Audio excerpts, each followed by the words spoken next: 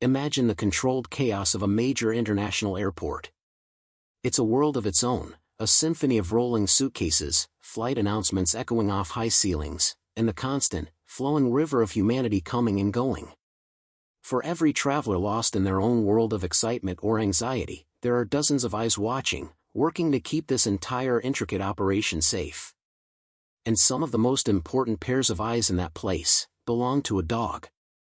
This is where our story begins, in the heart of the main terminal.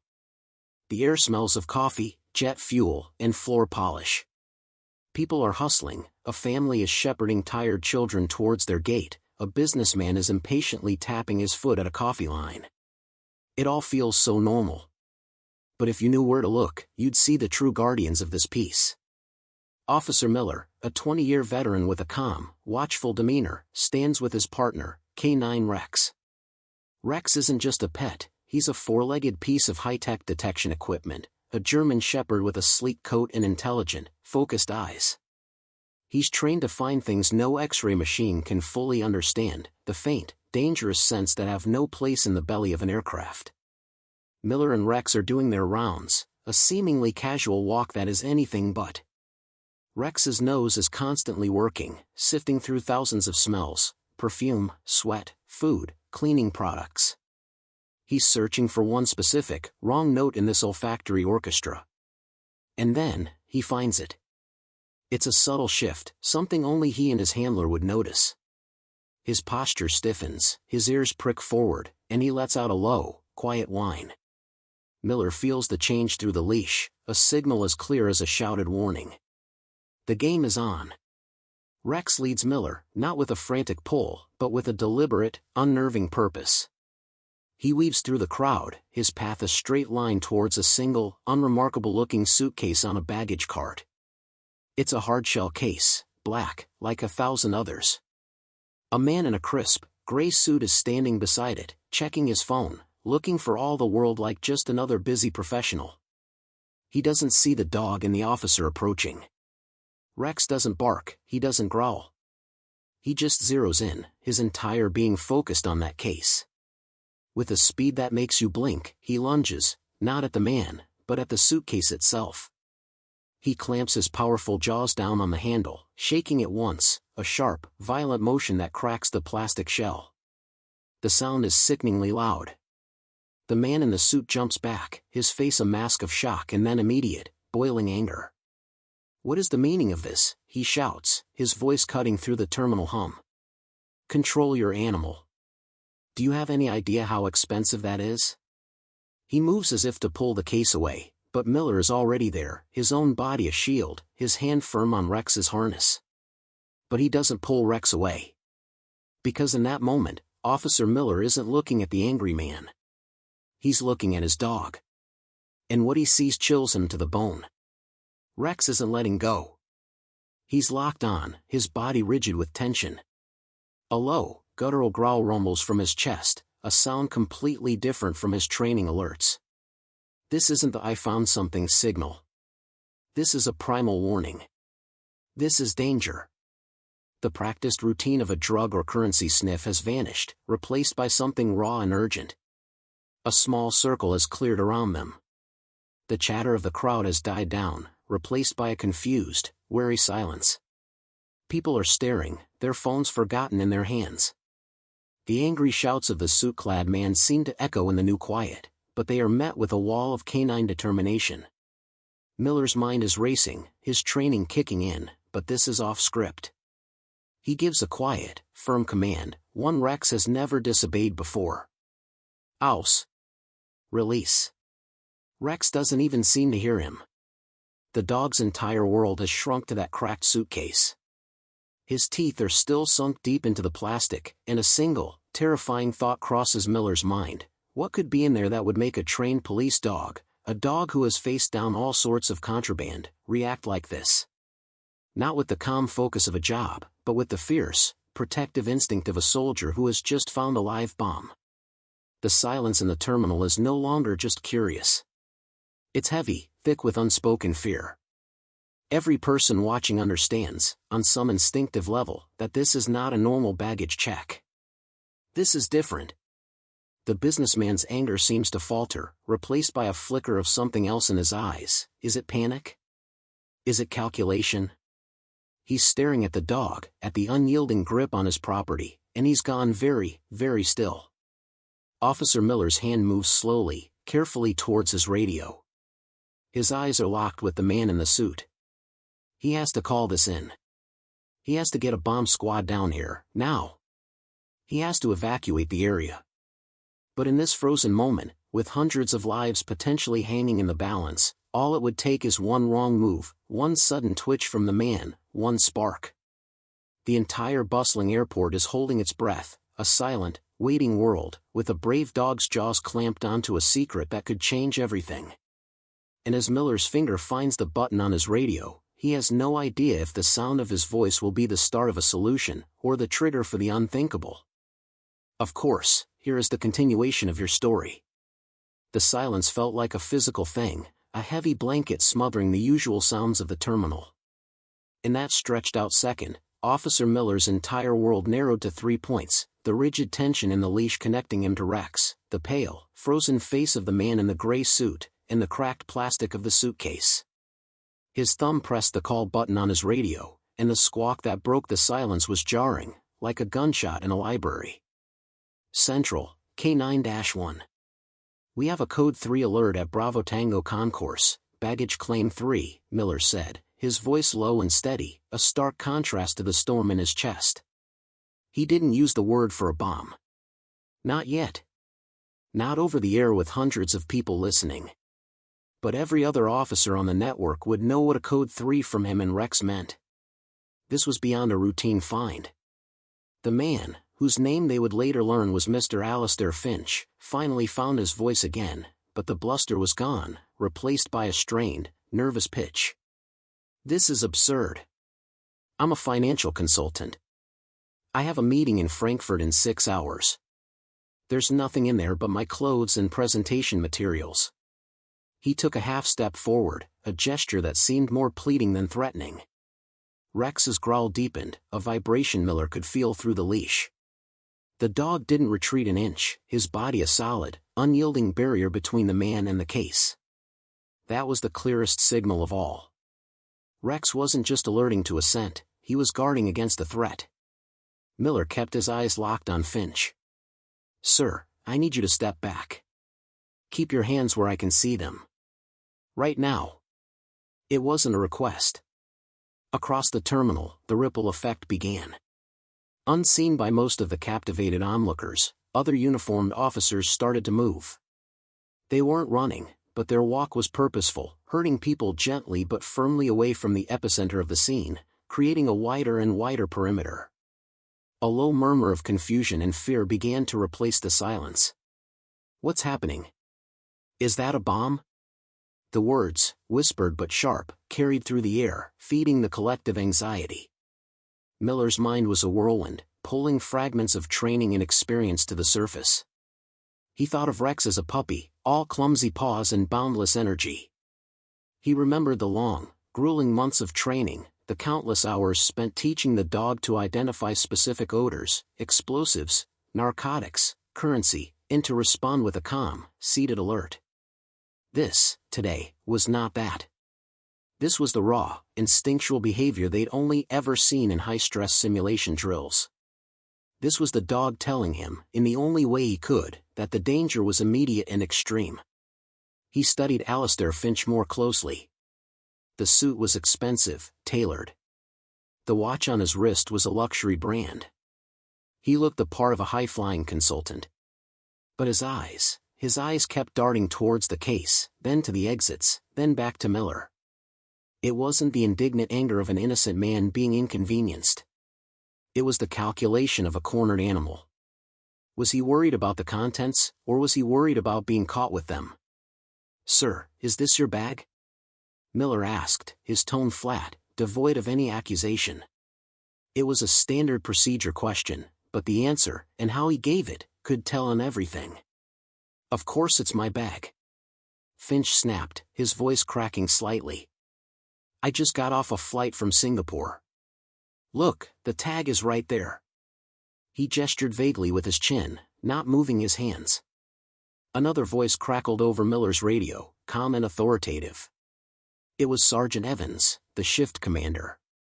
K9-1, copy. ETA on the team is 4 minutes. Maintain your perimeter. Do not approach the asset. Confirm the subject is contained. The subject is cooperative, for now, Miller responded, his eyes never leaving Finch. K9 is still engaged. Engaged. What a soft word for the life and death standoff they were in. Rex's jaw muscles must have been screaming with the strain, but he held fast, a statue of fur and fury. Memories flashed, unbidden, in Miller's mind. The last time he'd seen a dog this adamant was during a training exercise with a mock chemical agent. The trainer had said, when a dog of this caliber refuses a release command, you don't question the dog. You question what's in the box so strongly that it overrides 2 years of intensive training. What was in the box? The question hung in the air, a ghost haunting everyone who watched. Was it a sophisticated explosive, shielded in some new way to fool machinery? Was it a volatile chemical, unstable enough to be jostled into catastrophe? Or something else, something the security protocols hadn't even dreamed of yet? Finch seemed to be wrestling with an internal demon.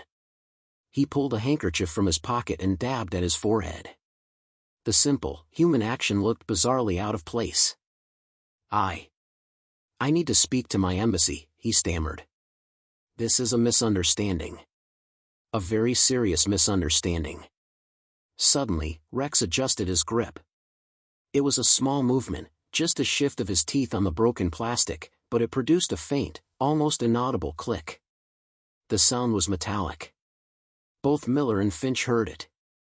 Finch's eyes widened in what looked like genuine terror. Miller's blood ran cold.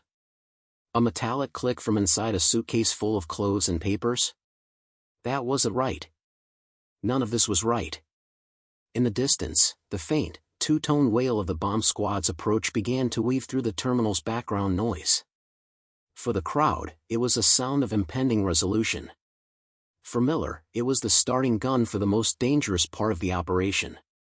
The experts were coming, but they would have to get close. They would have to try and take the case from a dog who believed with every fiber of his being that to let go would mean disaster. Miller looked down at his partner, at the focused intensity in his eyes. He trusted this animal with his life, and he had done so a dozen times before. He made a decision. He wouldn't order Rex again. The dog knew the command. If he wasn't obeying, he had a reason. A reason only his nose and his instincts understood. The sirens grew louder, their scream bouncing off the glass and steel, a soundtrack of escalating crisis. The bomb squad would arrive with their robots and their protective suits, their X-rays, and their disruptors. But for now, the first and last line of defense for everyone in that airport was a tired, dedicated police officer and his dog, holding the line against the unknown, waiting for the world to explode or simply, to understand. And the terrifying truth was, they had no idea which one it would be.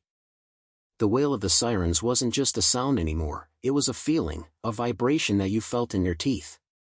It cut through the terminal, pulling people's attention away from the strange scene with the dog and the suitcase and towards a new, more recognizable kind of danger. The controlled movements of the other officers became more urgent. I need everyone to move back, now. All the way past the coffee kiosk, please. The politeness was gone, replaced by a firm command that brooked no argument. The crowd, which had been a frozen audience, suddenly became a slow, churning river of panic, people shuffling backwards, craning their necks for one last look. Through all of this, Officer Miller and Rex were an island of stillness. Miller had crouched down, his body close to his partner's, his voice a low, steady murmur meant only for the dog's twitching ears. Easy, Rex. Easy now. I see you. I'm with you. He wasn't giving commands anymore, he was offering reassurance. He was telling Rex he wasn't alone in this. The dog's flank was trembling with the effort of holding his position, a low, continuous growl rumbling like a diesel engine. Miller kept one hand lightly on the dog's back, feeling that tremor, and his other hand rested on his service weapon, not drawing it, but ready. His gaze was split between Rex and Alistair Finch. Finch looked like a man watching his life unravel in slow motion. The confident businessman facade had completely crumbled. He was pale, sweating despite the terminal's cool air. His eyes were fixed on the suitcase with a kind of horrified fascination. He wasn't looking at it like it was his property, he was looking at it like it was a venomous snake about to strike. "You have to believe me," he whispered, his voice barely audible over the rising din. "I didn't know. I was just supposed to take it. I'm a courier, that's all." The word courier landed heavily on Miller. This wasn't some lone wolf. This was part of a chain. Someone had given this man this case, and that someone was likely still in the airport, watching, or long gone, leaving Finch to take the fall. The mystery deepened, becoming more sinister. What was so valuable, or so dangerous, that it required a man in an expensive suit to move it across the world? The bomb squad arrived not with a dramatic crash, but with a terrifying efficiency. They moved in a tight group, clad in bulky, armored suits that made them look like astronauts from a bleak future. They carried a large, sealed container and a small, wheeled robot. The lead tech, his voice muffled by his helmet, spoke to Miller through his own radio. "Officer, we're setting up the disruptor. We need you and your dog to fall back to the secondary perimeter." This was the moment Miller had dreaded. "Sir, my dog is non-responsive to the release command. He will not disengage. I believe his continued engagement is a critical part of the threat assessment." He was using formal language to convey a simple, terrifying truth: if they tried to pull Rex away by force, they might trigger the very thing they were trying to prevent. There was a tense pause from the bomb squad leader. They were trained for objects, for wires and timers, not for the will of an animal. "Understood. We'll proceed with the X-ray scan from a distance. But if we confirm an IED, we will have to neutralize it immediately. Your dog will be in the blast zone." The words blast zone made everything brutally real. Miller's throat went dry. He looked at Rex, at his loyal partner who had saved his back on more than one occasion during night patrols in the bad parts of the city. He thought of Rex's goofy habit of chasing his own tail when he thought no one was looking. Now, he was being asked to potentially sacrifice him for the hundreds of strangers behind them. It was an impossible calculation. Meanwhile, in the crowd, a young woman named Chloe, who had been filming the entire thing on her phone, suddenly lowered her device. The spectacle had turned into something too real, too intimate.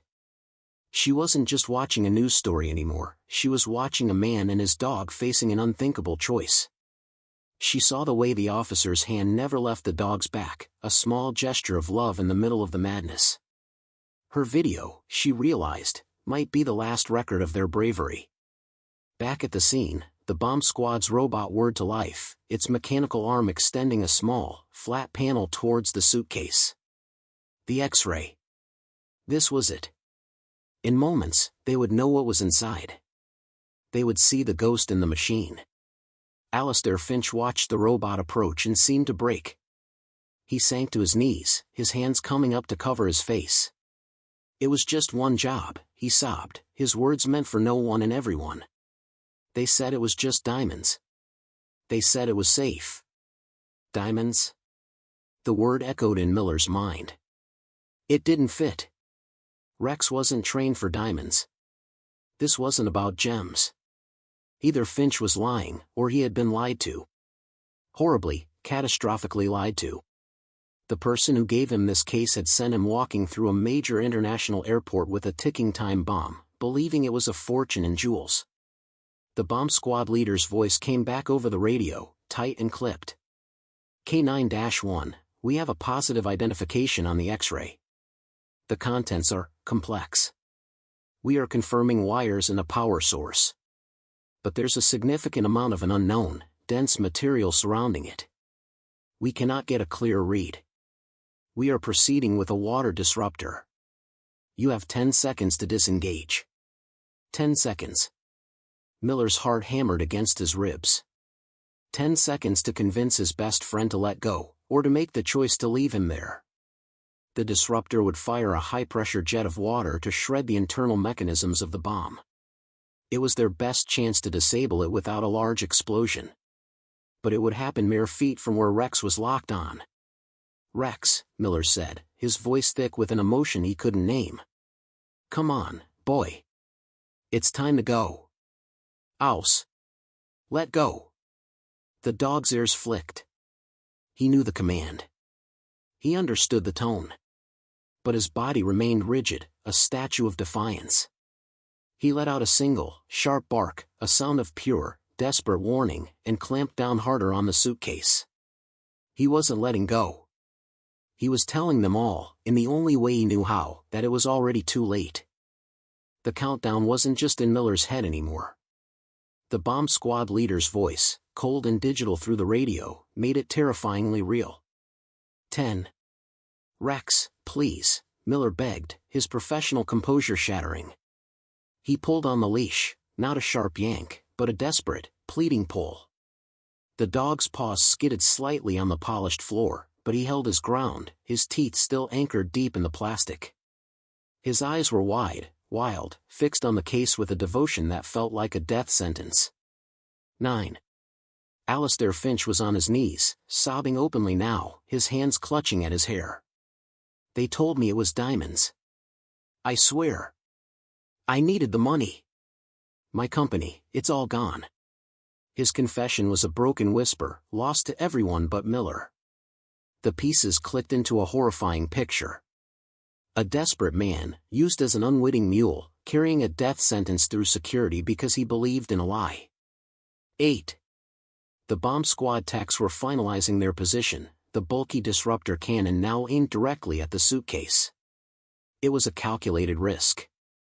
The jet of water could save them all, or it could be the spark that set everything off. Their plan didn't include a dog refusing to leave his post. 7. Miller made a decision. It wasn't a decision from a training manual. It was a decision from the heart. He wouldn't leave Rex. He couldn't. He dropped the leash. It was the ultimate act of trust. He was either trusting his partner's instinct over all human technology, or he was choosing to die with him. He crouched lower, wrapping his arms around the dog's trembling body, shielding him as best he could with his own. He became part of the barrier. 6. A collective gasp rippled through the crowd that could still see. Chloe, the woman with the phone, let out a small, choked cry, her hand flying to her mouth. She wasn't filming anymore. She was just watching, her heart in her throat, as the officer chose his dog. 5. Rex seemed to feel Miller's presence in a new way. The deep, constant growl faltered for a split second. His body, which had been rigid with solitary purpose, seemed to lean back slightly into the solid warmth of his handler. It was a tiny shift, but it was there. A connection, reaffirmed in the face of the end. 4. The lead bomb tech's voice crackled, sharp with urgency. "Miller, get out of there. That's a direct order." But Miller didn't move. He closed his eyes, pressing his face against the coarse fur of Rex's neck. He thought of his wife, of the backyard barbecue they had planned for the weekend. He thought of the promise he'd made to always have Rex's back, just as the dog had always had his. 3. Inside the suitcase, something changed. It wasn't a sound you could hear with your ears, but Rex felt it. A faint, high-frequency hum that vibrated through the metal components his teeth were touching. It was a sound he'd never encountered in training. It was the sound of a circuit becoming active. 2. Rex reacted not with fear, but with a final, monumental surge of purpose. He released his grip on the suitcase. It wasn't a surrender. It was a pivot. In one fluid, explosive motion, he spun away from the case, his body slamming into Miller's chest with enough force to knock the officer backwards onto the hard floor. The air rushed out of Miller's lungs with a grunt. He lay there, stunned, looking up at his dog. Rex now stood over him, his body positioned between Miller and the suitcase. He was no longer focused on the case itself, but on the space around it, his head low, his lips pulled back in a savage snarl directed at the empty air. He was standing guard over Miller. 1. The world seemed to hold its breath. The countdown was over. The disruptor was charged. The bomb tech had his finger on the trigger. All he needed was the final command. But he hesitated. For one fraction of a second, he hesitated, because the scene before him had completely changed. The dog was clear. The officer was clear. In that sliver of silence, a new sound emerged. It was a soft, almost gentle, electronic beep. It came from inside the suitcase. Then another. And then another. It was slow, rhythmic, and utterly chilling. It was a timer.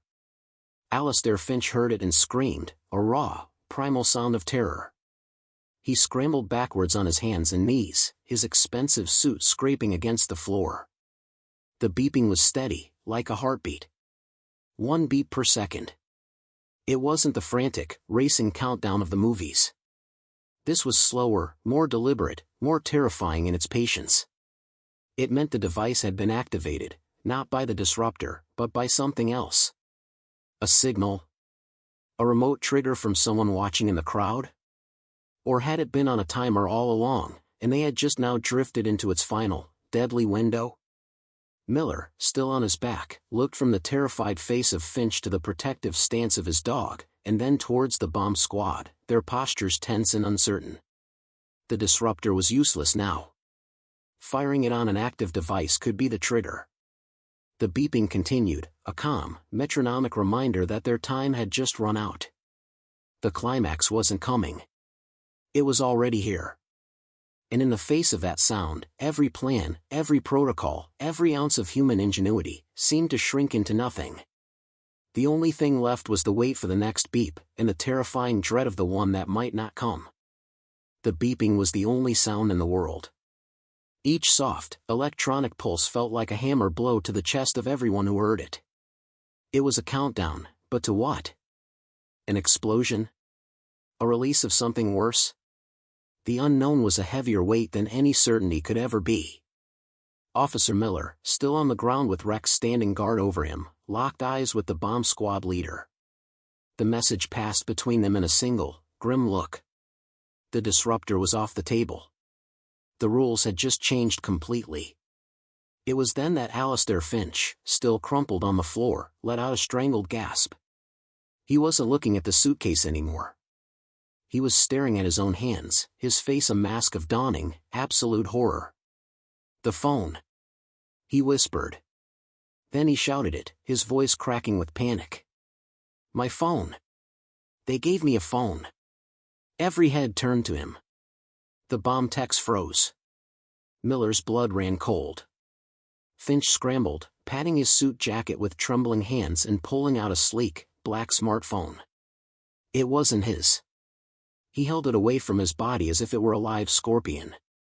They said I had to keep it on. They said they would text me instructions for the drop-off in Frankfurt. A confirmation code. His eyes were wide with the sheer, terrifying simplicity of the trap. It's not a timer. It's a receiver.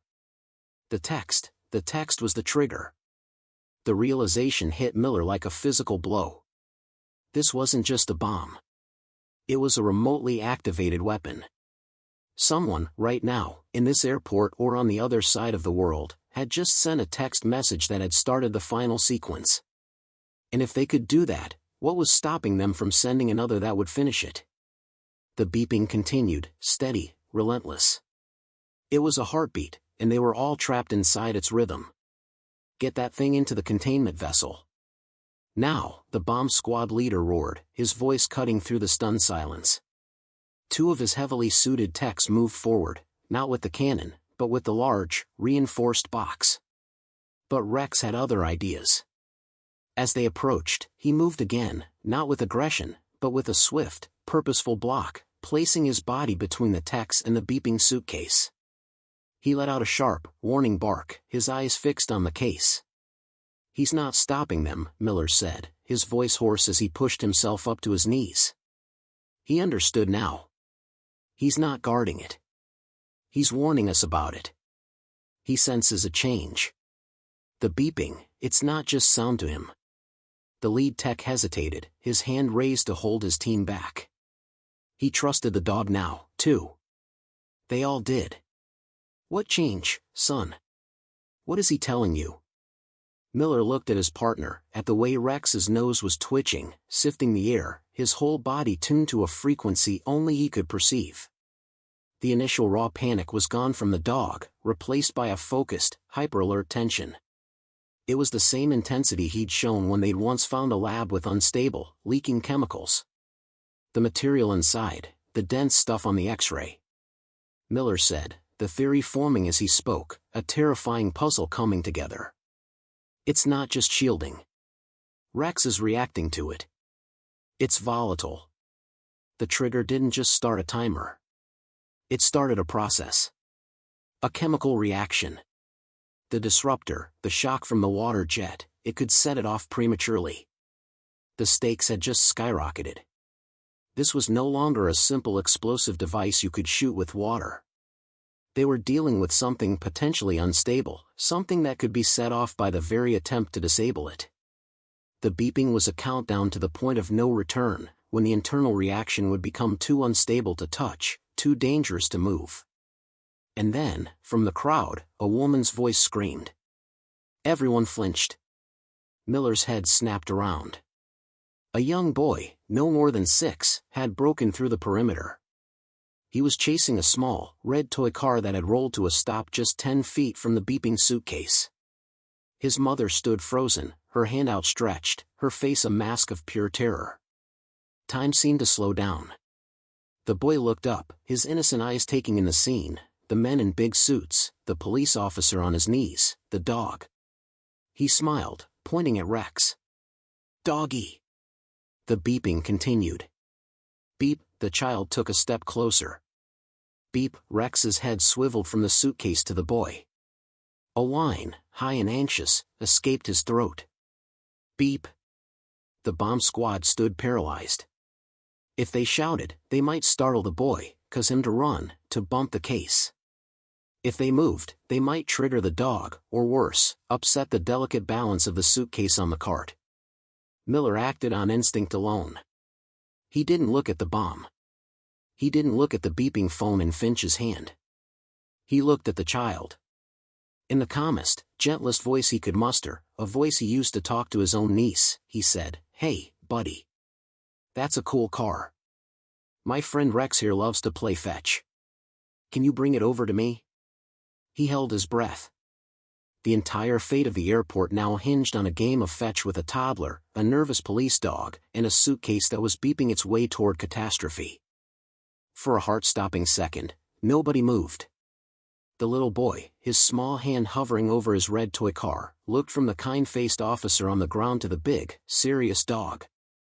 The world had shrunk to this tiny space, the rhythmic beep, beep, beep, from the suitcase marking the passage of each agonizing moment. Then, the boy smiled.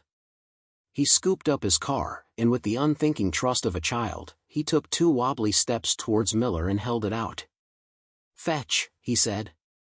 In that same instant, Rex moved. But not towards the boy. He turned back to the suitcase, his body low to the ground. He let out a single, sharp bark that was utterly different from his growls of warning. It was a signal Miller had heard 100 times in training, a sound he'd almost given up hope of hearing today. It was his clear alert. The primary threat, the one his nose was locked onto, had suddenly vanished. The change was so abrupt, so absolute, it left Miller reeling.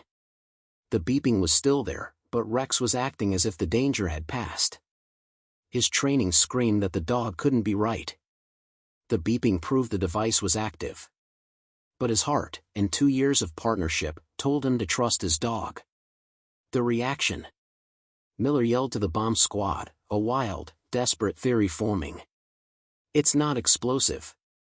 The chemical reaction, it's a neutralizing agent. It's designed to destroy the evidence. The beeping is just a distraction. A warning that the contents are being ruined. The bomb squad leader didn't hesitate. He shouted a new order. Forget the disruptor. Get it in the box. Now. Go, go, go. The 2 techs surged forward. This time, Rex didn't block them. He simply watched, panting lightly, his job finally done. They grabbed the beeping suitcase, heaved it into the thick, sealed containment vessel, and slammed the lid shut. The sound of the heavy locks clicking into place was the most beautiful sound Miller had ever heard. A collective, shuddering sigh of relief washed through the terminal. People began to cry, to hug each other. The mother rushed forward, snatching her son into her arms, sobbing into his hair. Miller slumped forward, his forehead resting against Rex's furry back, his own body trembling with the aftershock. He was alive. They were all alive. He felt Rex turn and lick the side of his face, a rough, sloppy gesture that was pure dog, no longer a weapon, just a loyal friend. It was over. But as the bomb squad wheeled the sealed container away, the lead tech knelt beside Miller. "Your dog, he's a hero. I've never seen anything like that." He paused, his voice dropping. "But we just got a preliminary scan from inside the box. That dense material, it's not any explosive or chemical agent we have on file. And the device itself, it's incredibly sophisticated. Military grade, but not from any country we recognize." Miller looked up, exhaustion and confusion warring inside him. "What are you saying?" The tech's face was grim. "I'm saying your dog was right about the danger, but we were wrong about what it was. This wasn't a bomb. In that neutralizing reaction, it worked perfectly. By the time we get this thing to the lab, there won't be a single trace of its original components left to analyze. Whatever that was, whoever sent it, they didn't want it to destroy the airport." He met Miller's eyes. They just wanted to make sure that if it was caught, no one could ever figure out what it really was. The relief Miller had felt moments before curdled into a deep, chilling dread. He looked at Alistair Finch, who was being read his rights by another officer, still babbling about diamonds. He was a pawn. A disposable courier in a game he didn't understand. The immediate threat was gone. The airport was safe. But as Miller got to his feet, his hand resting on Rex's head, he realized this wasn't an ending. It was the beginning of a much darker, much deeper mystery. Someone had just tried to smuggle an unfathomable piece of technology through one of the world's busiest airports, with a failsafe so perfect it left no evidence behind. And the only living thing on the planet that knew the true scent of that secret was the tired, heroic dog leaning against his leg. The silence that fell over the airport now wasn't born of fear, but of a profound and unsettling ignorance. They had won the day, but they had no idea what the real battle was. The silence in the terminal was fragile, like thin ice over a deep lake. The all-clear had been given, but the normal sounds of life, the announcements, the chatter, the rolling suitcases, were slow to return. They felt too loud, too normal for what had just happened. People moved in a daze, their eyes wide, their movements careful, as if a sudden jolt might bring the terror rushing back.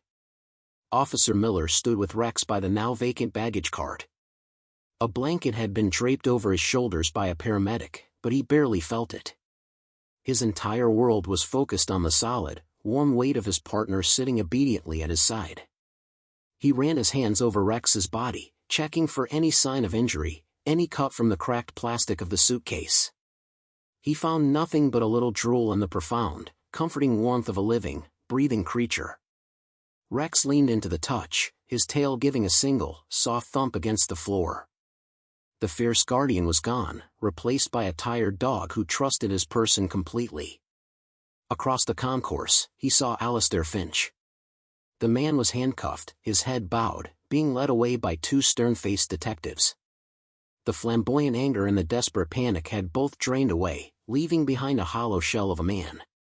Miller felt an unexpected pang of something that wasn't quite pity, but a deep weariness. Finch was a victim, too, a victim of his own greed, yes, but also a pawn in a game so much bigger than him. The mystery of the diamonds was solved, but the answer only opened a door into a much darker room. Later, in a quiet office away from the crowds, Miller sat with his sergeant and a woman in a sharp, dark suit who introduced herself as Agent Ford from a federal agency she didn't name. Rex lay at Miller's feet, already asleep, his legs twitching as he chased some dream rabbit. "The material inside has completely degraded," Agent Ford said, her voice calm and devoid of emotion. "It's an inert, non-toxic gel now. As for the device itself, the internal components were consumed by a highly corrosive, built-in agent. It's elegant, in a terrifying way. There's nothing left for us to reverse engineer.